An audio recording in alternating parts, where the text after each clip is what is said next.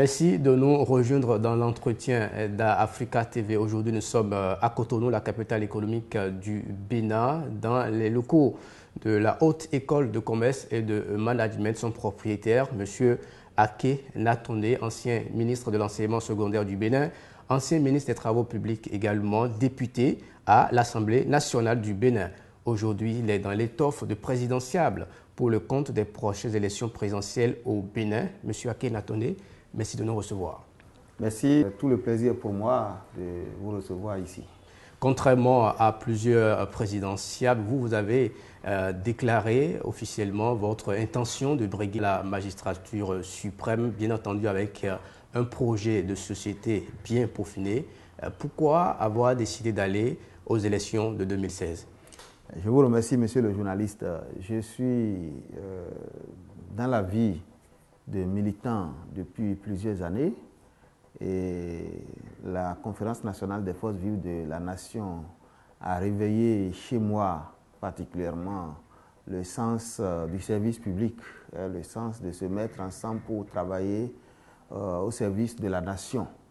Et depuis 2009, après cette longue vie de militant, je suis chef de parti politique, président du Congrès pour le développement et la solidarité, le CDS Finayon, qui est un parti d'avant-garde, socio-démocrate, qui a un projet de société et qui a une vision à long terme. Et comme vous le savez, tout parti politique naît avec une vision normalement.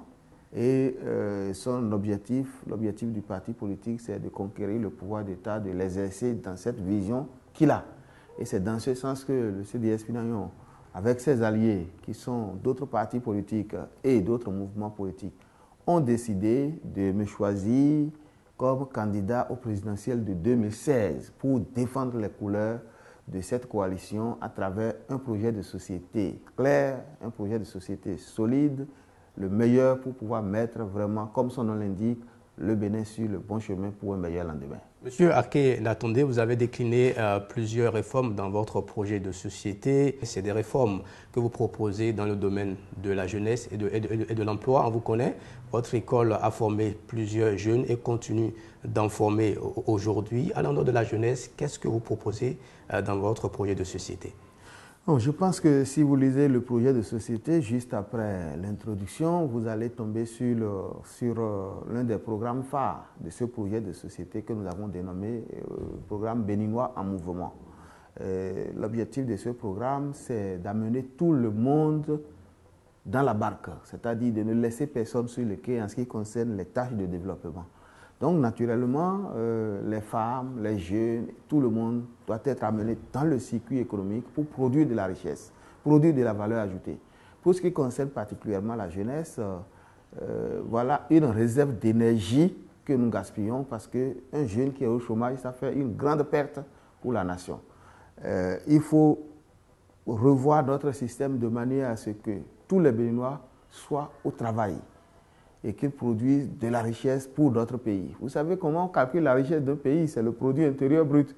Et ce produit intérieur brut, c'est la valeur ajoutée produite par l'ensemble des citoyens vivant sur le territoire national.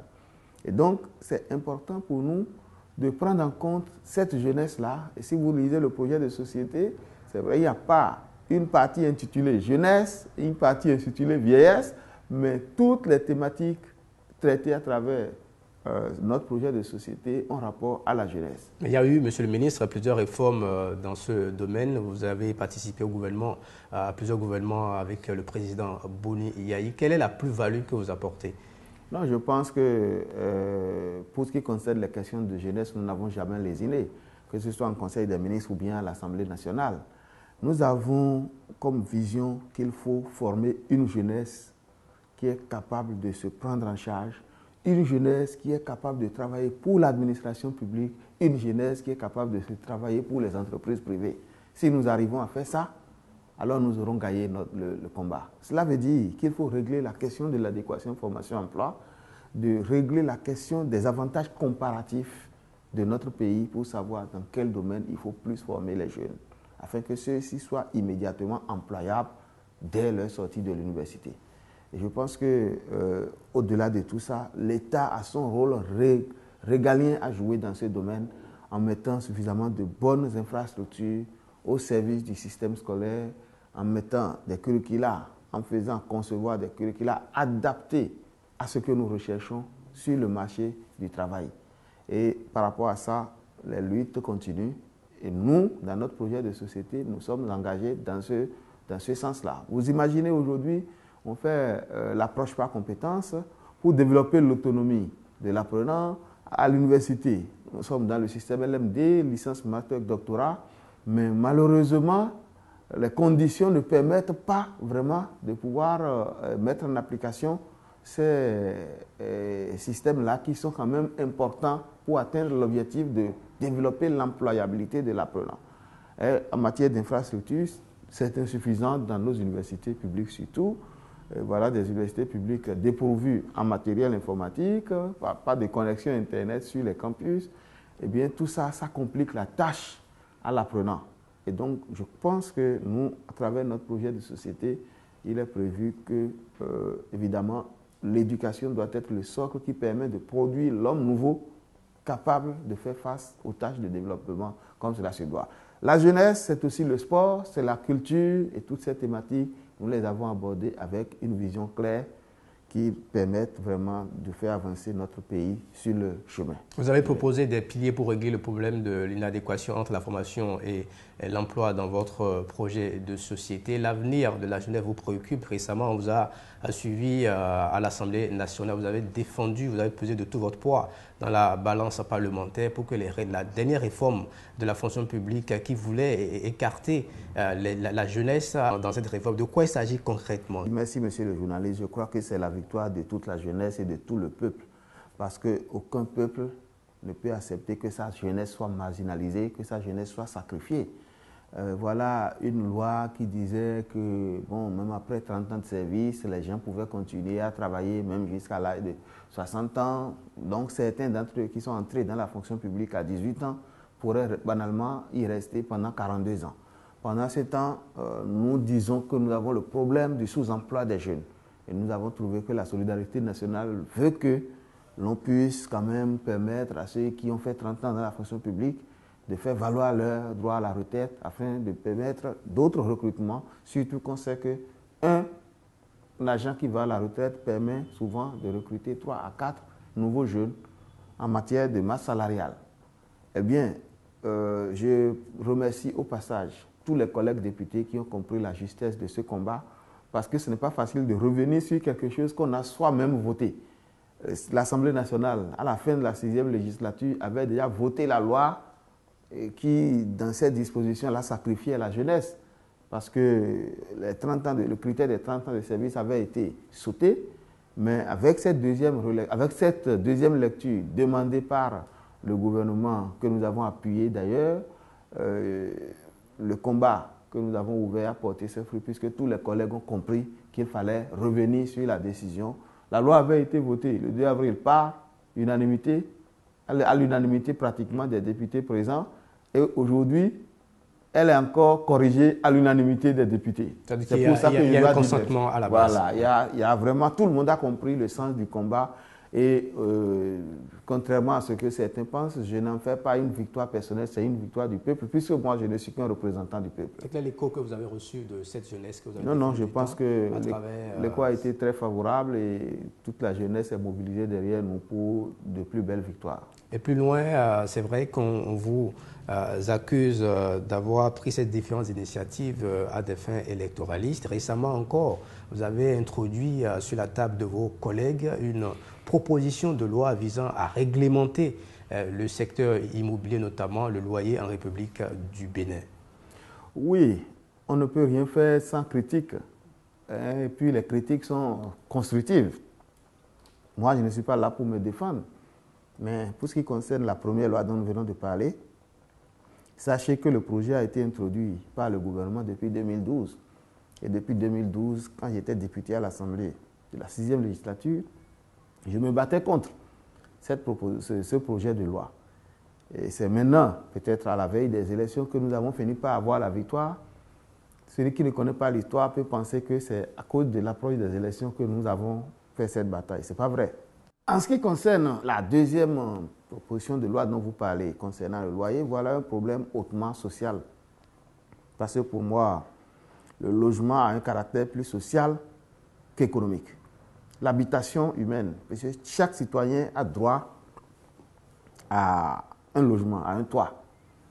Et c'est dans ce sens que j'ai estimé que les peines endurées par nos populations à l'occasion des locations de maisons doivent être amoindries par le pouvoir public, parce que dans notre Constitution, au préambule, il est bien dit que chaque citoyen a droit à la dignité qui doit être sauvegardée.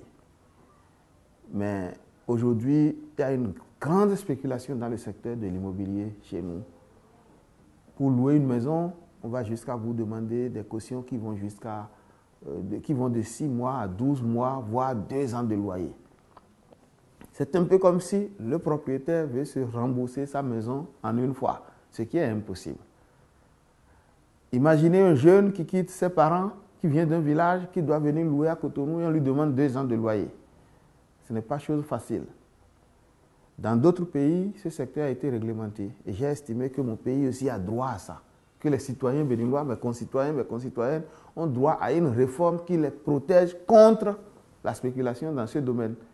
Et c'est pour ça que j'ai introduit cette proposition de loi qui, dans un premier temps, limitera, une fois que la loi est votée, le nombre de cautions exigibles à 3 mois et les avances de loyer ne peuvent pas dépasser 1 mois.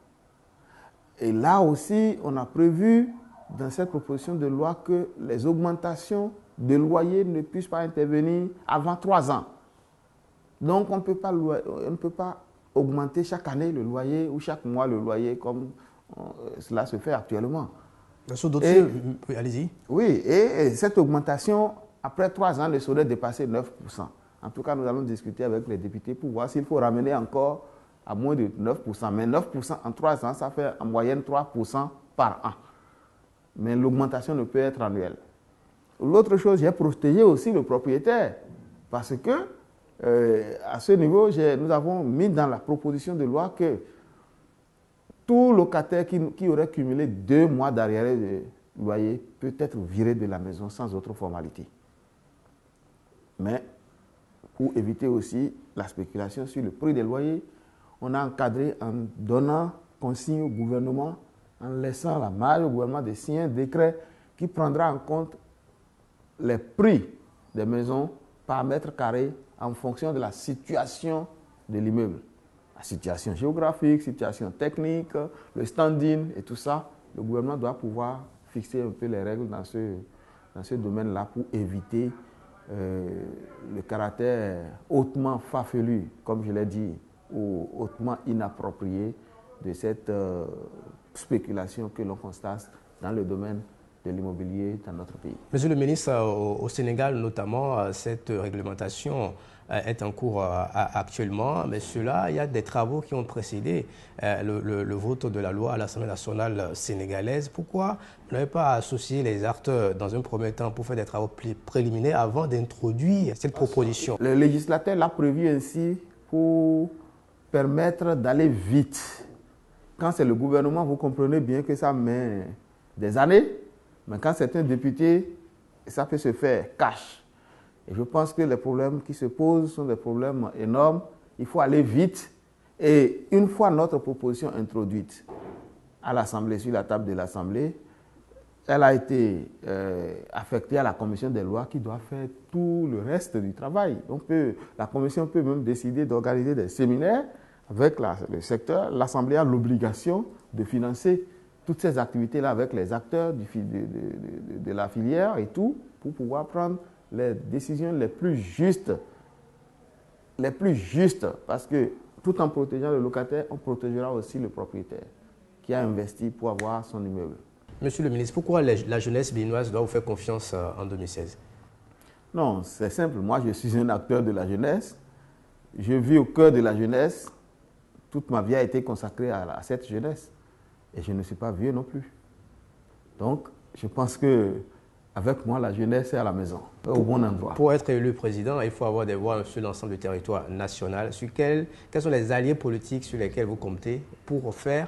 Je viens de vous parler du CDS Finayon qui m'a désigné pour être candidat avec des alliés À ce jour, nous comptons au minimum 80 mouvements et partis politiques qui sont d'accord avec nous et qui évoluent avec nous sur le terrain. Mais pour le moment, je n'ai pas encore déclaré officiellement ma candidature, puisque nous sommes dans les contacts, nous avons publié le projet de société et nous avons dit nous ferons de larges consultations, c'est ce qu'on est en train de faire avec toutes les couches de la société. Quand vous êtes venu me voir, vous avez dû attendre un bout de temps parce que je recevais des responsables politiques, mouvements et concertation continue. Concertation continue. Mais jusque-là, ce que nous avons eu comme retour est plutôt favorable. C'est vrai que votre formation vous a désigné pour les prochaines élections présidentielles. La déclaration officielle interviendra bientôt.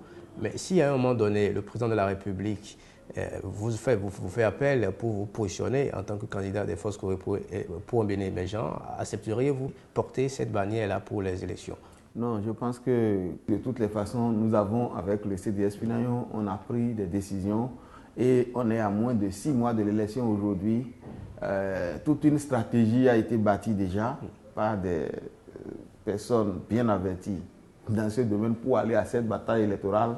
Ça va être très difficile pour nous aujourd'hui de changer de logo et de dire que bon, on change carrément de coalition. Mais ceci dit, la coalition du chef de l'État, c'est ma maison aussi, puisque notre parti politique est membre de la coalition et notre souhait est que si le chef de l'État, à un moment donné, estime que nous sommes le candidat approprié pour lui, alors il saura convaincre sa famille de s'ajouter à la coalition qui se fait autour du CDS Finayon pour porter le candidat aux élections présidentielles. Nous devrons des remerciements s'il le fait. Mais nous ne pouvons pas changer littéralement de stratégie en quittant la maison que nous avons bâtie pour dire que nous allons porter une autre couleur parce que toute une stratégie est déjà mise en place. On n'aura plus le temps de tout reprendre et de tout recadrer.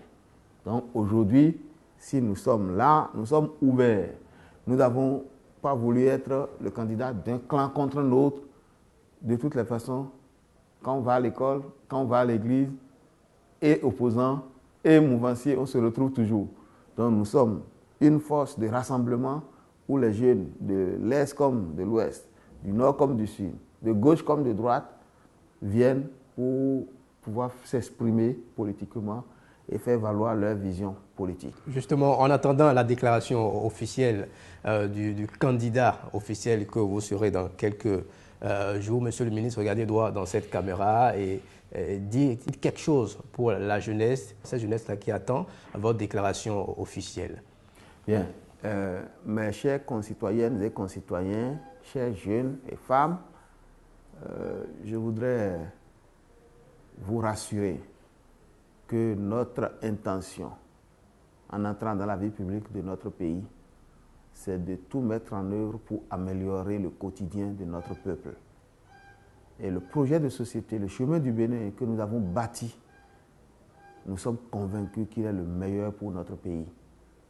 Nous voulons engager le Bénin sur le chemin de la paix, le chemin de l'unité, le chemin de l'emploi pour tous, le chemin de la justice tout court. Voilà donc notre leitmotiv. Et c'est ce qui nous amène devant vous. À vous de juger. Merci, Monsieur le ministre. C'était l'entretien d'Africa TV. On recevait pour vous Aké Natonde, les députés à l'Assemblée nationale, ancien ministre de l'enseignement secondaire, ancien ministre des travaux publics. Aujourd'hui, il se retrouve dans l'étoffe de présidentiable. On a levé ensemble un coin de voile sur un aspect de son projet de société en attendant la déclaration officielle de sa candidature. On reviendra sur les autres aspects. Merci de votre fidélité. À bientôt.